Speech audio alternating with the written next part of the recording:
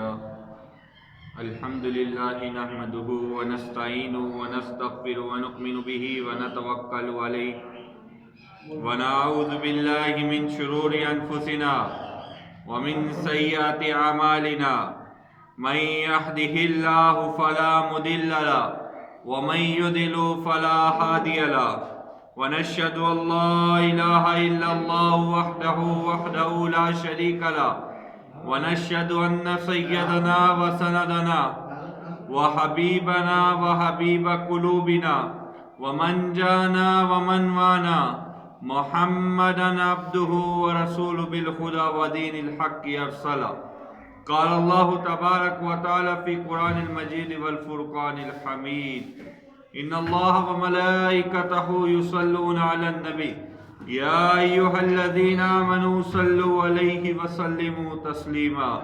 الصلاة والسلام عليك يا رسول الله الصلاة والسلام عليك يا حبيب الله الصلاة والسلام عليك يا نبي الله وعلى آلك وأصحابك يا نور الله بعد حمد و ثنا نبی کریم رؤوف الرحیم افضل التسلیم کی بارگاہ میں ہدیتاً تحفتاً محبتاً عقیدتاً درود السلام کے بعد نہایت قابل احترام واجب احترام دوستو بزرگوں، اللہ تبارک و تعالیٰ کا کرم ہے، کروڑہ کروڑ احسان ہے کہ اس نے مجھے اور آپ کو ایک بار پھر اپنا اور اپنے پیارے حبیب علیہ الصلاۃ والسلام کا ذکر خیر کرنے کی توفیق عطا فرمائی۔ جمعہ کا دن تمام دنوں کا سردار ہے اور غریبوں مسکینوں غربا کے لیے حج کا دن ہے۔ اللہ تعالیٰ اس دن کی برکت سے ہمیں خوب آقا تاجدار نبی مختار صلی اللہ تعالی علیہ وسلم کی ذات اقدس پر درود و سلام پڑھنا نصیب فرمائے۔ دعا ہے اللہ تعالیٰ ہماری تمام زندگی کی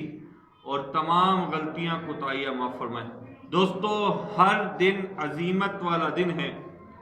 اور اسی طرح بہت ساری ہستیاں ایسی ہیں جن کا ذکر خیر اپنا لیے کرنا انسان کی عبادت کا ذریعہ بنتا ہے۔ اسی طرح آج اس ہستی کا ذکر کیا جائے گا جو سب سے پہلے اسلام لانے والوں میں یعنی اوائل اسلام کو قبول کرنے والے ہیں۔ ان کا نام بلال، ان کے والد کا نام رباح، ان کی والدہ کا نام حمامہ ہے۔ آپ نسل در نسل غلام ہیں اور آپ شروع دور سے لے کر غلامی کی زندگی بسر کر رہے ہیں۔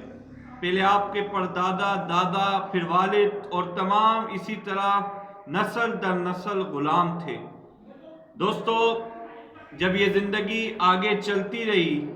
تو تاجدار انبیاء خاتم المرسلین جناب رحمت للعالمین صلی اللہ تعالی علیہ وسلم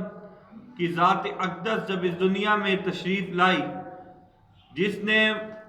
لوگوں کو اندھیروں سے نکال کر روشنی کی طرف لے آئی، جو لوگوں کو گناہوں سے نکال کر نیکیوں کی طرف لے آئی، اس زندگی کے لیے حضرت بلال حبشی جو حبش کے رہنے والے غلام تھے، حبشی غلام، آپ رضی اللہ تعالیٰ عنہ بھی جب اسلام قبول کیا، آپ ان 60 ہستیوں میں ہیں جنہوں نے سب سے پہلے اسلام قبول کیا۔ حضرت خدیجۃ الکبریٰ رضی اللہ تعالیٰ عنہ، حضرت ابو بکر صدیق رضی اللہ تعالیٰ عنہ، حضرت علی رضی اللہ تعالیٰ عنہ، حضرت عمار رضی اللہ تعالیٰ عنہ، حضرت یاسر رضی اللہ تعالیٰ عنہ اور حضرت بلال رضی اللہ تعالیٰ عنہ، اور غلاموں میں بھی اسی طرح حضرت عمار کے بعد آپ نے اسلام قبول کیا۔ دوستو، حضرت بلال رضی اللہ تعالیٰ عنہ نے جب اسلام قبول کیا تو لوگ آپ کے جو آقا تھے، کیونکہ عرب قریش کا یہ قبیلہ جو لوگ تھے، قریش کے بڑے بڑے سردار جو تھے، وہ لوگوں کی طرف اس طرح کے اثر رسوخ رکھتے تھے کہ انہیں اپنے پیسوں پر بڑا مان تھا۔ بلال حبشی رضی اللہ تعالیٰ عنہ کئی بار آقاؤں کے فروخت ہوتے ہوتے آخر میں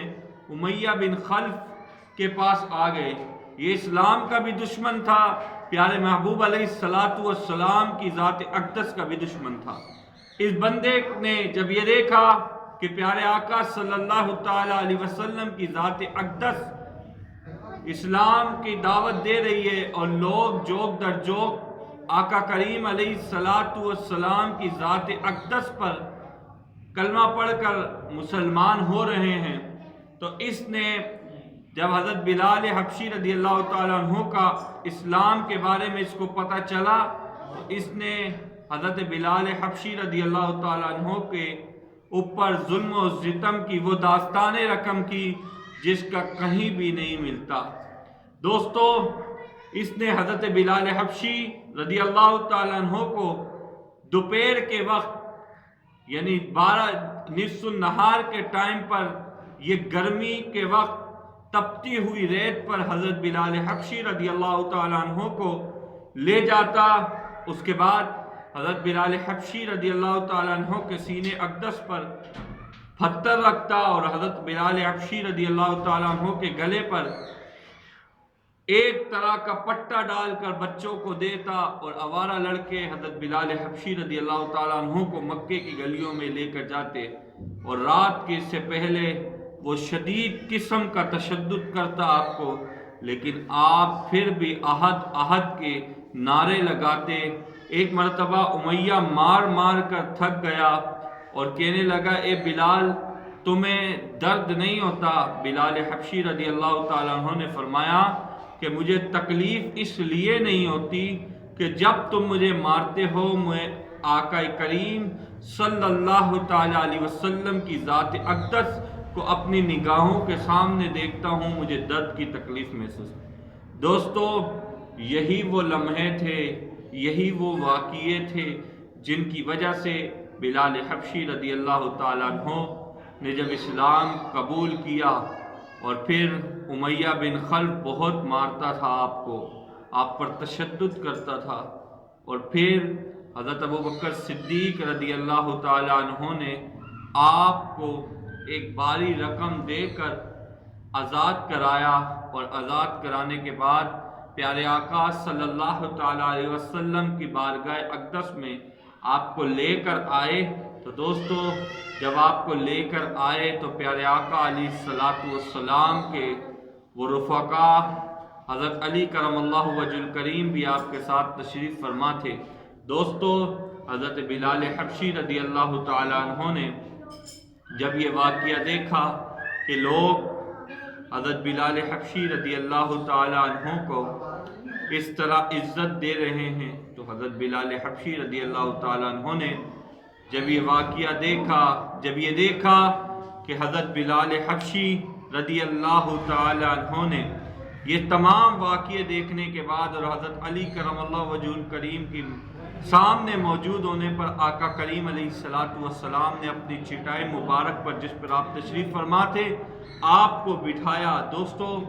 اسلام نے سب کو برابری کے حقوق دیے، چاہے امیر ہو غریب ہو، اسلام نے سب کو تقوی کی بنیاد پر حق دیے۔ تو دوستو، حضرت بلال حبشی رضی اللہ تعالیٰ عنہ بھی اسی طرح جب اسلام کے سامنے آپ اسلام کے ساتھ شریک ہو گئے تو پیارے آقا علیہ الصلوۃ والسلام کے ہر وقت خدمت اقدس پر رہتے، چاہے بدر کا موقع ہو، احد کا موقع ہو، فتح مکہ کا موقع ہو، ہجرت کا موقع ہو، جنگ خیبر ہو، کوئی سی بھی جنگ ہو، جب تک آپ حیات رہے آپ پیارے آقا علیہ الصلوۃ والسلام کی بارگاہ اقدس میں رہے، اور آقا کریم علیہ الصلوۃ والسلام کے گھر مبارک کے باہر آپ ہر وقت تشریف فرما ہوتے، کیونکہ آقا علیہ الصلوۃ والسلام کے یہ وفادار صحابہ رضی اللہ تعالیٰ عنہ جو ہیں،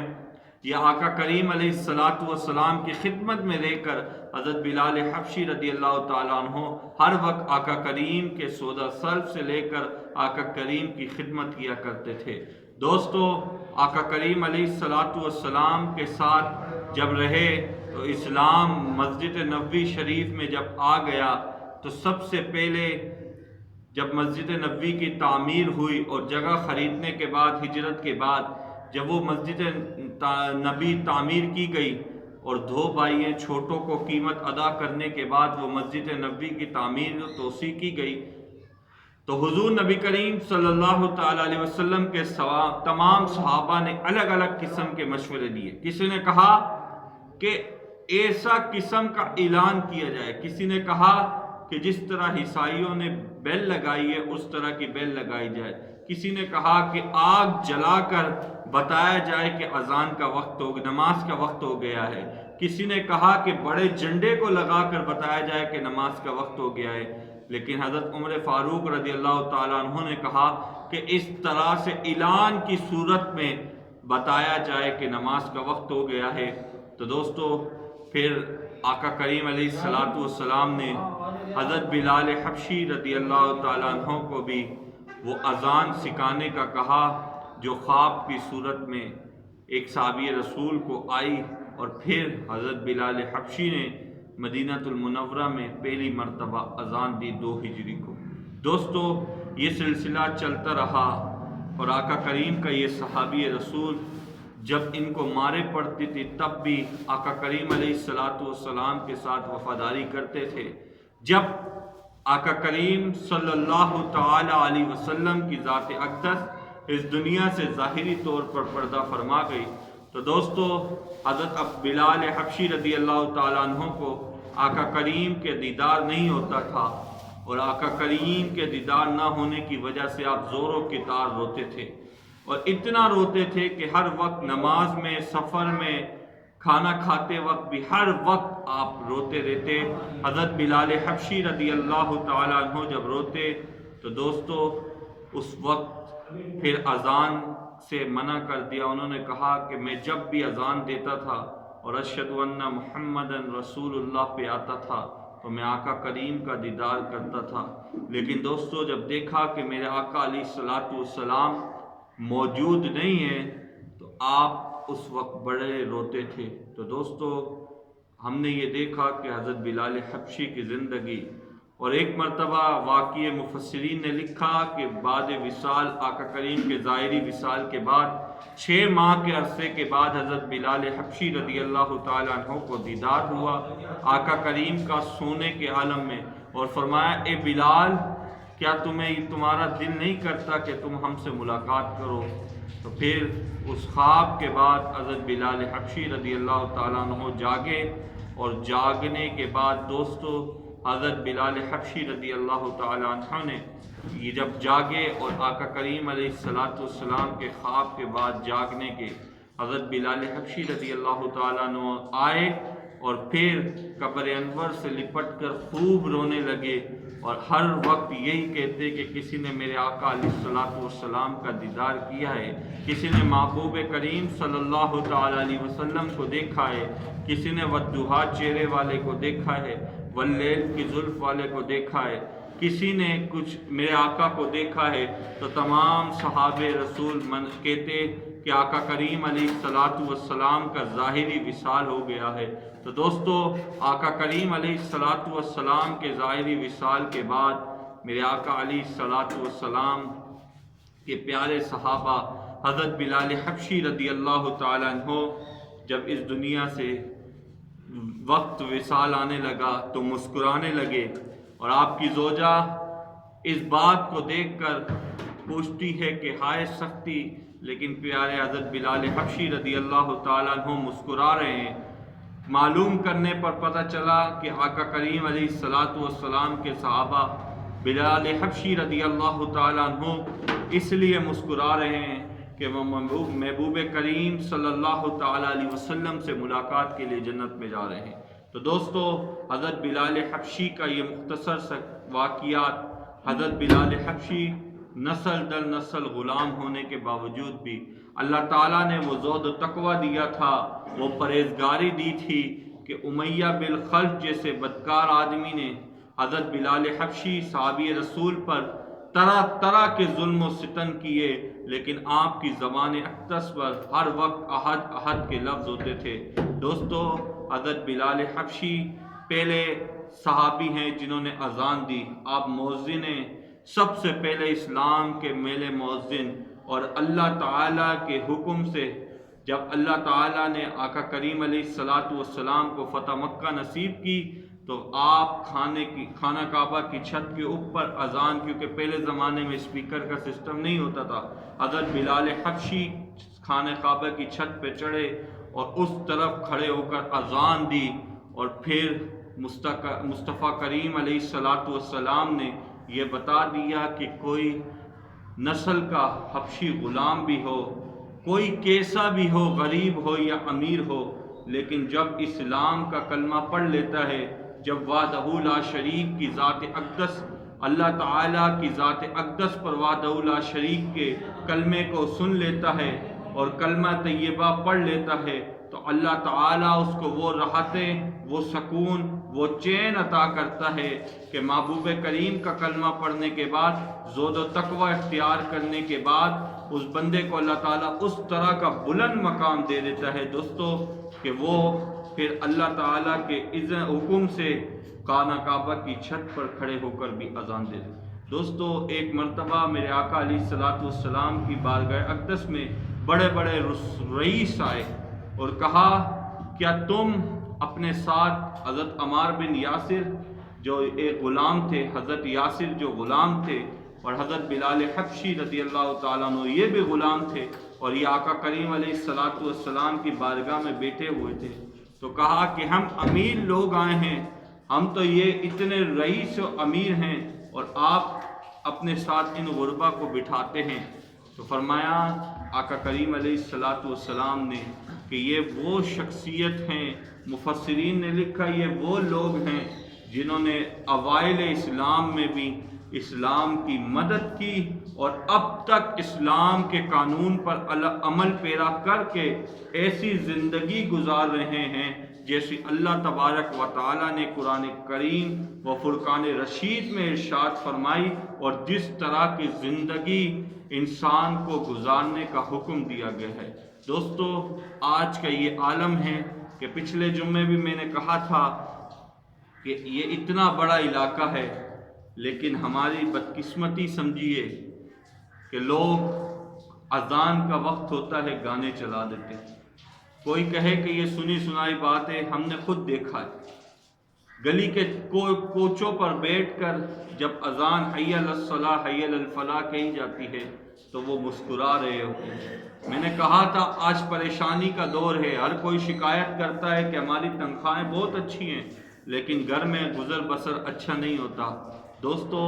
سب سے ایک ہی اعلان ہم نے پہلے بھی کیا تھا اور اب بھی ہے کہ جو رب تبارک و تعالیٰ کے گھر کو آباد کرتا ہے اللہ اس کے گھر کو آباد کرتا ہے۔ میں نے یہ پچھلے جمعے بھی کہا کسی کی غلطیوں کو نہ دیکھیں کہ کوئی کیا کرتا ہے، یہ سمجھیں، یہ سوچیں کہ یہ اللہ کا گھر ہے اور یہ سجدہ گاہ مسلمانوں کے لیے بنائی گئی ہے، اور اس پہ مسلمانوں کا یہ کام ہے کہ اپنے ساتھ اپنے دوستوں کو لا کر آباد کریں۔ 2 بجے کا وقت ہے نماز کا، لیکن عالم یہ ہے کہ ایسا لگتا ہے کہ مسجد میں کوئی نہیں۔ اتنے بڑے علاقے میں اگر تعداد کاؤنٹ کی جائے تو 3 سے 4 لاکھ تو ہے ہی ہے، لیکن پھر بھی وہی عالم ہے، سستی ہے۔ اگر کام کی چھٹی نہیں ملتی تو ہم نے یہ دیکھا کہ لوگ سیٹ جو ہوتے ہیں وہ 1:15 بجے جمعے کی چھٹی 2:15 تک دے دیتے ہیں، اور بڑی بڑی کمپنیوں میں یہ رولز اینڈ ریگولیشن ہے کہ 1 گھنٹے کا بریک دیا جاتا ہے نماز کا، لیکن ہم 5 منٹ قبل نماز سے آتے ہیں۔ دوستو یہ مسجدیں اللہ کا جو گھر ہے، یہ ہماری سجدہ گاہ بھی ہے اور یہ لوگوں کے لیے نصیحت کا ذریعہ ہے۔ یہاں پر جو بیٹھے گا خطبہ حضرات خطیب جو بھی ہوگا وہ اسلام کے الگ الگ واقعات، اسلام کے محمود و فیاض کے واقعات، اسلام کے رہن سہن چلنے پھرنے کے واقعات، بولنے کا طریقہ، قرآن کریم و فرقان رشید میں انسان کو کیا کیا ہدایتیں دی گئی ہیں، یہ سب واقعات بتائے گئے ہیں، کس طرح پیارے آقا علیہ السلام کی سنتوں پر عمل کیا جائے۔ میں آپ کو واللہ باللہ تاللہ تینوں قسمیں کھا کر کہہ رہا ہوں، یہ سامنے کیمرہ بھی ہے، میں تینوں قسمیں کھا کر آپ کو کہہ رہا ہوں کہ آج کے دور میں لوگ نکاح بھی کرتے ہیں، نکاح کے مسائل نہیں پتہ، پھر بعد میں پریشانی ہوتی ہے، طلاقیں ہو جاتی ہیں، کیوں؟ ایک چھوٹی سی بات پر۔ جب تک ہم اسلام کو سیکھیں گے نہیں تو ہمیں کیا پتہ کہ کب نکاح کرنا ہے، کس طرح کرنا ہے، کیا بولنا ہے۔ ازواجی زندگی کو کیسے گزارنا ہے، لیکن ہمارا یہ عالم ہے 5 منٹ قبل نماز سے ہم آ رہے ہوتے ہیں، نہ ہم نے کسی کی بات سننی ہے کہ ہم سمجھے سمجھائے ہیں۔ ایم بی اے کیا ہے، ڈبل ایم بی اے کیا ہے، ایم اے اکنامکس کیا ہے یا ایم اے انگلش کیا ہے، وہ سب کی سب ڈگریاں، یا سی اے چارٹرڈ اکاؤنٹنٹ کیا ہو، اے سی سی اے کیا ہو، ایم بی بی ایس کیا ہو، انجینئر ہو، یہ سب کی سب ڈگریاں دنیاوی ہیں۔ اگر آپ ان سے کہیں کیا آپ کو قرآن کریم صحیح پڑھنا آتا ہے، میں اکثریت کی بات بتاؤں گا، ان کو قرآن کریم نہیں پڑھنا آتا۔ لیکن ہم لوگ کیونکہ بار بار یہ نصیحت کرتے ہیں کہ قرآن پڑھیں، قرآن پڑھیں، قرآن پڑھیں۔ امام احمد بن حنبل رضی اللہ تعالیٰ عنہ کو جب رب تبارک و تعالیٰ کی دیدار ہوا سوتے کے عالم میں، سوتے ہوئے رب تبارک و تعالیٰ کا دیدار ہوا، فرمایا یا رب ذوالجلال کون سی چیز افضل ہے؟ فرمایا قرآن پاک کی تلاوت کرنا۔ اور میں 2 ہفتوں سے پچھلے یہی کہہ رہا ہوں کہ اپنے اولاد کو 3 چیزوں سکھاؤ۔ حضور نبی کریم رؤوف الرحیم کا محبت، انداز گفتگو، رہن سہن، سنتوں پر عمل سکھاؤ۔ اہل بیت اطہار کی محبت سکھاؤ کہ حضور کے گھر والوں کی محبت کیسی ہے۔ تیسرا قرآن کریم و فرقان رشید کو پڑھنا سکھاؤ، اس کے احکامات کو بتاؤ کہ قرآن میں کیسے لکھا ہے کہ کیسے گفتگو کرنی ہے، قرآن کریم میں کیا لکھا ہے کہ کیسے بولنا ہے، قرآن کریم میں کیا لکھا ہے کہ ازواجی زندگی کو کیسے گزارنا ہے۔ ہم نے حضرت بلال حبشی رضی اللہ تعالیٰ عنہ کا پورا واقعہ بیان کیا کہ آپ غلام تھے، آپ کا جو سردار امیہ بن خلف تھا وہ بہت تشدد بھی کرتا تھا، لیکن آقا کریم کا کلمہ پڑھا تھا، احد احد پڑھتے رہتے تھے، کبھی بھی زبان سے شکوہ نہیں کیا۔ کسی نے بلال حبشی سے پوچھا، آج آپ کی نظر بھی یہ بات کرتا ہوں کہ بلال حبشی سے پوچھا کسی نے کہ اسلام کا کلمہ پڑھ لیا، امیہ تمہیں مارتا ہے، تم پر ظلم و ستم کرتا ہے، لیکن تم نے کبھی شکوہ نہیں کیا۔ کہا کبھی بازار میں برتن خریدا ہے؟ کہا کہ برتن خریدتے ہوئے پرانے زمانے میں مٹی کے برتن خریدتے ہوئے آواز سنی جاتی تھی کہ یہ پکا ہے یا کچا ہے۔ کہا اسلام بھی اپنے عاشقوں کا امتحان لیتا ہے کہ ان کے صبر کو دیکھ کر کہ کہیں یہ کئی جگہ سے ہٹ تو نہیں جائے گا، اور جب وہ صبر کا پیمانہ ان کا لبریز نہیں ہوتا، وہ اسلام پر صحیح طرح سے عمل پیرا ہو جاتے ہیں، تو پھر کعبے کی چھت پر کھڑے ہو کر اذان بھی بلال سے دلواتے۔ تو دوستو یہ بلال حبشی کی داستان عشق ہے، اور اسی طرح ہم مسجدوں کو آباد کریں گے، واللہ باللہ تاللہ ہمارے اگر 18,000 بھی تنخواہ ہوگی یہ ہمارے گھر چلیں گے۔ آپ نے کبھی دیکھا ڈاکٹرز میکسیمم منیمم تنخواہ اگر ایوریج لگائیں 75,000 روپیز چلے لگائیں، پھر بھی احتجاج کرتے ہیں، پیرامیڈیکل اسٹاف احتجاج کرتا ہے، ٹیچر حضرات احتجاج کرتے ہیں، ہر کوئی احتجاج کر رہا ہے، سیلری کم ہے، لیکن کبھی بھی آپ نے دیکھا 5,000 روپے کا مدرسے پڑھانے والے قاری نے کبھی احتجاج کیا؟ نہیں کرے گا۔ کیوں؟ کیونکہ اس نے پڑھا ہوا ہے کہ قرآن کریم میں کہ رب تبارک و تعالی بھوکا اٹھاتا ہے، بھوکا سلاتا نہیں۔ کسی کی تنخواہیں دیکھ کر فیصلہ نہیں ہوتا، فیصلہ تقوی کی بنیاد پر ہوتا ہے۔ تو آپ نے دیکھا کہ یہ واقعات ہمارے سامنے بیان کیے جاتے ہیں، لیکن ہمیں کچھ سمجھ نہیں کہ زندگی کیسی گزاری جائے، کیونکہ آپ سب بھائی مجھے پتہ ہے ٹائم کی قلت ہے، میں بس گفتگو کو یہیں اینڈ کروں گا۔ آج رات ہماری مسجد میں بسلسلہ 11ویں شریف محفل غوث الورا رکھی گئی ہے، جس میں الگ الگ موضوعات پر گفتگو کی جائے گی کہ زندگی کیسے گزارنی چاہیے۔ آپ کا وقت قیمتی ہے، ہمیں بہت احساس ہے۔ عشاء کے فوراً بعد تلاوت نعت شریف ہوگی، اور میکسیمم منیمم 9:15 ساڑھے 9 تک انشاءاللہ محفل کو وائنڈ اپ کر دیا جائے گا۔ دوستو رہو تو ایسے کہ سب احترام کریں، رہو تو ایسے کہ سب احترام کریں، مرو تو ایسے کہ دشمن بھی سلام کرے۔ وما علینا الا البلاغ۔